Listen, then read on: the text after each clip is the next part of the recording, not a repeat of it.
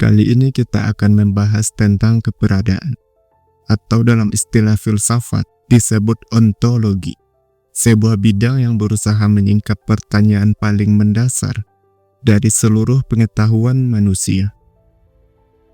Apa sebenarnya yang kita maksud ketika berkata bahwa sesuatu itu ada, bahwa ia sungguh nyata? Apa sebenarnya makna dan definisi dari ada itu?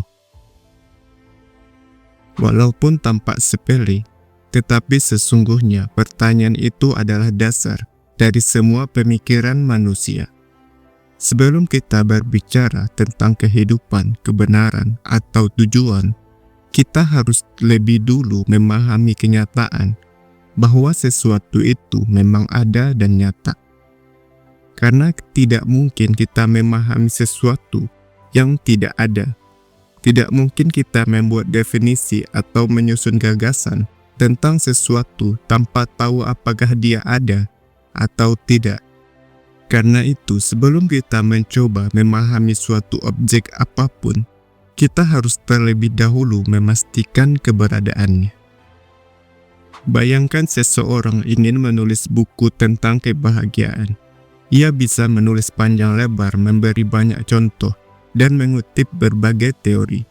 Tetapi tanpa memahami apa itu kebahagiaan secara real atau nyata, bukan secara konsep tekstual, seluruh tulisannya mungkin hanya akan berputar di permukaan, tanpa menyentuh inti persoalannya.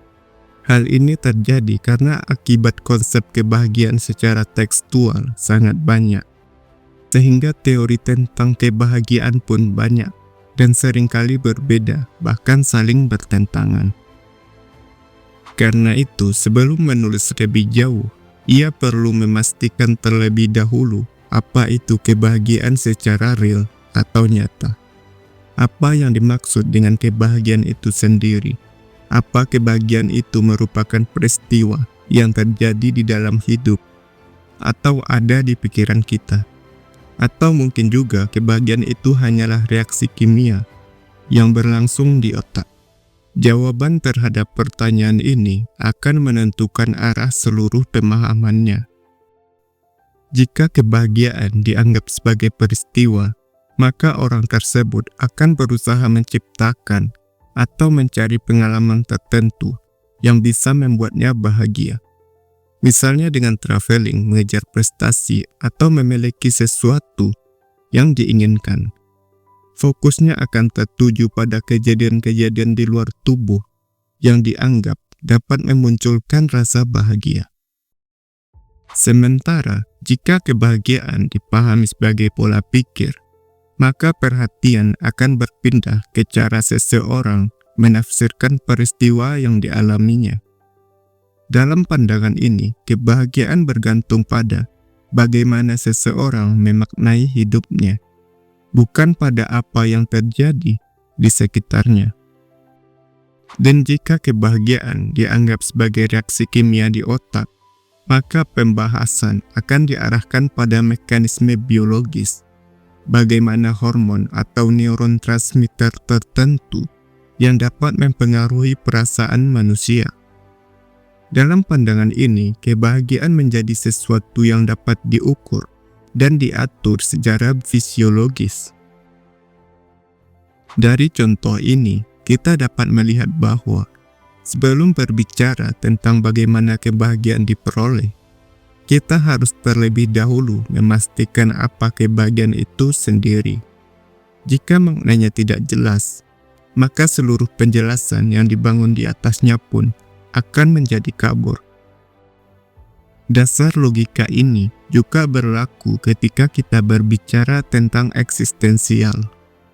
Sebelum kita menjelaskan bagaimana sesuatu itu ada, kita perlu memahami terlebih dahulu apa arti ada itu sendiri. Tanpa pemahaman ini, seluruh pembahasan tentang kenyataan, kehidupan, dan dunia hanya akan menjadi penjelasan spekulatif. Dengan demikian, jika kita ingin menjelaskan bagaimana suatu objek bekerja, kita harus memastikan terlebih dahulu apa objek yang diteliti itu. dan apa hakikat dari objek yang ingin kita teliti. Inilah alasan mengapa ontologi disebut sebagai dasar dari seluruh pengetahuan manusia. Karena ia berusaha menjelaskan makna objek yang menjadi syarat bagi semua hal untuk dapat dipahami. Tetapi tidak hanya sampai di situ. Ontologi sendiri juga perlu memahami apa itu ada terlebih dahulu sebelum memastikan objek itu ada atau tidak ada. Kita harus terlebih dahulu mengartikan apa itu ada dan apa itu tidak ada. Apa yang membuat sesuatu itu disebut ada dan apa juga yang membuat sesuatu itu disebut tidak ada. Jika kita sudah mendefinisikan apa itu ada dan apa itu tidak ada, barulah kita bisa mendefinisikan setiap objek yang ada secara akurat. Oleh karena itu, filsafat ontologi berangkat dari kesadaran bahwa sebelum manusia menjelaskan sesuatu, ia harus terlebih dahulu memastikan apa itu definisi ada, apa tolak ukur sesuatu itu disebut ada, dan yang lainnya disebut tidak ada. Dari sini, pembahasan kita akan dimulai.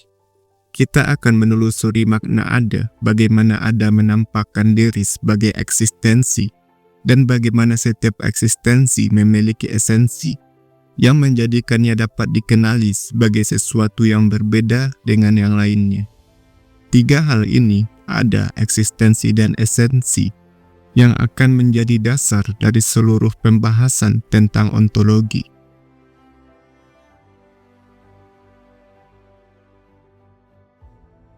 Untuk memahami ontologi, kita perlu menelusuri hal yang paling mendasar dari segala hal yang nyata.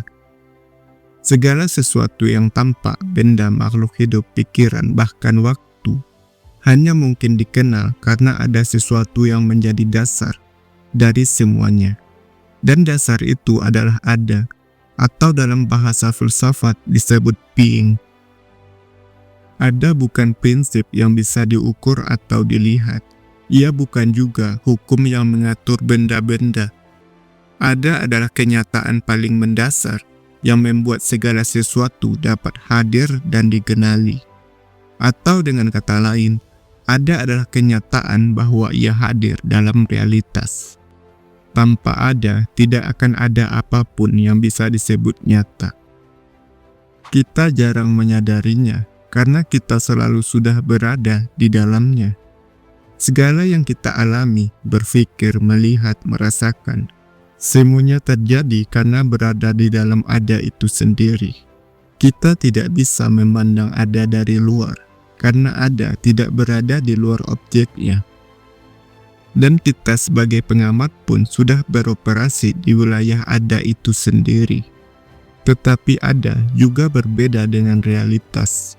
Realitas adalah gabungan dari segala hal yang ada, sedangkan ada adalah hal yang memungkinkan suatu objek hadir di realitas. Ketika manusia mencoba memahami ada itu, ia sering berusaha membayangkan kebalikannya, ketiadaan. Tetapi akal manusia hanya menemukan keterbatasan dari kemampuan akal itu sendiri. Sebab saat mencoba membayangkan tidak ada, yang muncul tetaplah sesuatu, ruang kosong warna gelap atau bentuk samar.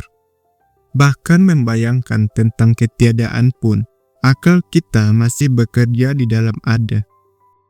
Oleh karena itu, ada tidak bisa dijelaskan sebagai akibat dari sesuatu yang lain. Justru adalah yang memungkinkan terjadinya kausalitas sebab akibat itu. Segala sebab dan akibat hanya mungkin terjadi karena ada sudah ada terlebih dahulu. Ia tidak dapat dijelaskan dengan hubungan sebab akibat. Justru sebab akibat itu hanya mungkin berlangsung di dalam keberadaan. Dengan demikian, ada tidak bersifat hasil, melainkan dasar yang membuat segala sesuatu menjadi mungkin untuk nyata. Segala hal yang kita lihat, pikirkan, dan alami hanya dapat disebut nyata karena berdiri di atas fondasi ada itu. Meskipun begitu, Ada tidak pernah hadir sendirian. Ia selalu tampil dalam bentuk tertentu. Ketika ada menampakkan diri dalam kenyataan, ia disebut eksis, dan bentuk kehadirannya disebut eksistensi. Eksistensi adalah cara ada hadir di dunia nyata. Ia menjelaskan bukan hanya bahwa sesuatu ada, tetapi juga bagaimana sesuatu itu menjalani kehadirannya di realitas. Air dan api sama-sama ada, tetapi keduanya memiliki cara hadir yang berbeda. Air eksis sebagai cairan yang menempati ruang. Api eksis sebagai nyala yang panas dan membakar. Mereka menunjukkan dua cara berbeda dari ada yang sama hadir di dunia. Namun tidak hanya sampai di situ. Begitu sesuatu hadir, akal manusia akan bertanya, apa itu? Pertanyaan ini membawa kita pada lapisan berikutnya dari kenyataan, yaitu esensi. Jika eksistensi menjelaskan bagaimana sesuatu hadir, sementara esensi menjelaskan seperti apa wujud sesuatu itu. Esensi adalah ciri khas yang membuat sesuatu menjadi dirinya sendiri. Api memiliki esensi panas dan membakar. Air memiliki esensi cair, mengalir, dan menempati ruang. Tanpa ciri-ciri itu, keduanya tidak bisa dikenali sebagai dirinya sendiri. Tanpa panas dan membakar, api tidak bisa dikenali sebagai api, dan air tanpa cair tidak bisa dikenali sebagai air. Ciri itu telah melekat pada keduanya sebagai ciri khas masing-masing. Dan ciri khas masing-masing inilah yang disebut esensi. Esensi bukanlah tambahan luar dari suatu yang nyata, tetapi struktur yang memberi sifat intrinsik dan identitas pada eksistensi itu sendiri. Dalam diri manusia, esensi tampak dalam kemampuan untuk memahami dan memberi arti. Kita tidak hanya melihat sesuatu, tetapi juga mencoba mengenali, memberi arti, hingga kita dapat memahami hal tersebut. Dalam pemikiran klasik, terutama dalam filsafat Ibnu Sina, segala hal yang nyata tersusun dari tiga hal yang tidak dapat dipisahkan. Ada, atau dalam istilah Ibnu Sina disebut wujud, eksistensi, dan esensi. Ketiganya bukanlah bagian terpisah yang digabungkan menjadi satu secara kronologis, tetapi tiga hal pokok yang hadir secara bersamaan atau inherent pada suatu objek. Ada memberikan dasar kenyataan bahwa sesuatu sungguh nyata. Eksistensi menunjukkan cara dasar sesuatu itu hadir dan menjalani kehadiran itu. Dan esensi memberi identitas yang membuat keberadaan itu dapat dikenali. Contohnya seperti dua ponsel, Samsung A36 dan Vivo V27 misalnya. Keduanya sama-sama ada sebagai ponsel, tetapi eksistensinya sama sekali berbeda. Yang satu eksis sebagai salah satu series dari HP Samsung, yang lainnya eksis dari Vivo. Sedangkan sistem spesifikasi, display, dan pengalaman pengguna dari keduanya yang juga berbeda, itulah esensi masing-masingnya. Ketika kita menyebut ponsel, yang kita mention bukan semua ponsel di dunia, melainkan satu bentuk konkret yang bisa disentuh dan digunakan, bisa yang kita miliki atau milik orang lain. Artinya, ada selalu menampakkan diri melalui eksistensi yang nyata. Kita tidak pernah menjumpai ada tanpa wujud atau tanpa cara hadir. Sebaliknya, eksistensi tanpa esensi juga tidak bisa dipahami. Jika sesuatu hadir tanpa identitasnya sendiri, ia tidak bisa dikenali. Bayangkan dunia di mana semua benda ada, tetapi tidak ada perbedaan antara air, api, dan udara. Dunia seperti itu tidak mungkin bisa dimengerti. Dunia itu tak lebih seperti gudang yang penuh kotak warna putih, dengan ukuran dan bentuk yang sama semuanya. Mana mungkin kita bisa membedakan satu sama lainnya. Dengan demikian, ada, eksistensi dan esensi adalah tiga hal yang saling bergantung dan membentuk struktur paling dasar dari realitas. Sesuatu dikatakan nyata karena ia ada, karena ia eksis dengan cara tertentu, dan karena ia memiliki esensi khas yang berbeda dengan yang lainnya.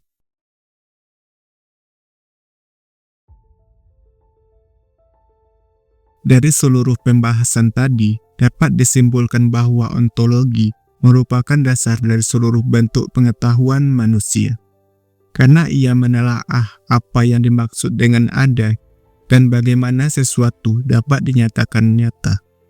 Segala sesuatu yang dapat dikenali atau dijelaskan harus selalu ada. Kita tidak bisa mengenali atau menjelaskan sesuatu yang tidak ada. Meskipun begitu, ada juga tidak pernah berdiri sendiri. Ia selalu hadir melalui eksistensi, yaitu cara ada menampakkan diri dalam kenyataan. Sementara itu esensi memberikan struktur dan ciri khas yang membuat sesuatu itu dapat dikenali sebagai dirinya sendiri. Dengan demikian, realitas tersusun atas tiga hal pokok dasar dalam satu kesatuan. Ada adalah dasar kenyataan bahwa sesuatu itu sungguh nyata. Eksistensi adalah bentuk kehadiran nyata dari ada di dalam dunia. Sedangkan esensi sebagai identitas yang memberi bentuk, ciri, dan hakikat bagi keberadaan tersebut. Ketiganya tidak dapat dipisahkan. Tanpa ada, tidak ada kenyataan apapun. Tanpa eksistensi, ada tidak memiliki wujud dan pengalaman dalam realitas. Tanpa esensi, keberadaan kehilangan bentuk dan tidak dapat dikenali. Struktur inilah yang menjadi kerangka paling mendasar dari realitas dan menjadi dasar bagi segala bentuk pengetahuan, pemahaman, dan penelitian manusia tentang dunia.